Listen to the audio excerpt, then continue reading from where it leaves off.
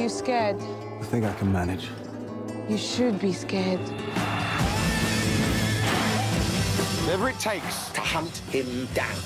You wanted the prophecy. This is your prophecy. The man who pulled sword from stone. Behold, your born king. Salut, c'est Decade. Salut les monstres, c'est Episnokis. On vient de voir Le Roi Arthur et on va vous en parler en 5 points.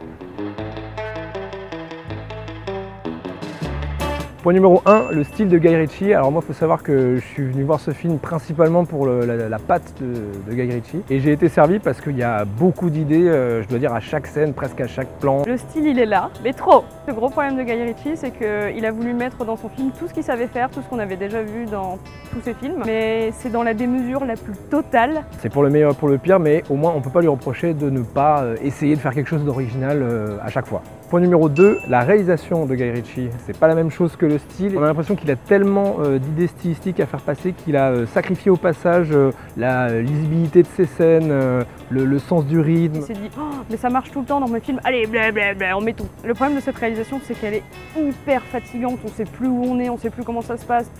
Point numéro 3, l'écriture et les personnages. Autant il y a une certaine griffe, un certain style dans les dialogues, dans l'attitude des personnages que j'ai trouvé très bienvenue, autant la dynamique entre les personnages n'est pas très réussie et pas hyper solide, quoi. Les acteurs sont bons, ils sont pas mauvais dans leur rôle, ils ont ce petit côté superficiel et peut-être un peu creux qui fait qu'il manque juste ce petit truc qui pourrait les rendre vraiment crédibles. Point numéro 4, l'aspect adaptation du film. Je pense que ce film va être très attaqué sur le côté un peu libre de son adaptation, avec un côté très Jones, très à la mode, très jeu vidéo sur les bords. Je me dis que si on avait eu ça et que niveau réalisation, niveau scénario, c'était nickel, on aurait pu avoir un truc littéralement à la Mad Max. Il y a des moments où on a vraiment l'impression que c'est un jeu vidéo. On arrive au boss final et que je voyais des cinématiques en QTE, ça devient risible en fait.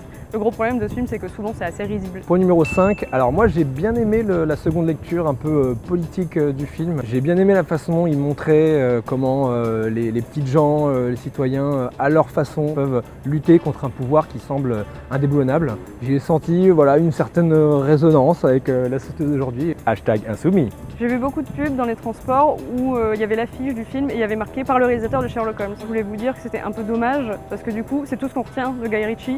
C'est la dernière chose qu'il a faite et la chose qui rejoint le plus ce qu'on a l'habitude de manger au cinéma. J'ai l'impression que Guy Ritchie commence lui aussi à s'enliser là-dedans, à faire des choses que le public attend. Et je trouve ça dommage pour un réalisateur qui a fait par exemple Arnaque, Crime et Botanique et Snatch. En conclusion, j'ai une certaine sympathie pour ce film parce que j'avoue qu'il essaye de créer en permanence des choses, même si ça marche pas, il crée, il essaye, il tente, il se foire, il se relève, il retente. Mais je dois avouer que la réalisation et l'écriture assez bordélique donnent une expérience de film assez laborieuse et assez peu digeste au final. Ça reste cependant un spectacle honnête, donc je vais lui mettre 6 sur 10. Pour ce film qui m'a grandement déçu malgré un réalisateur que j'aimais beaucoup, je mettrais un 4 sur 10.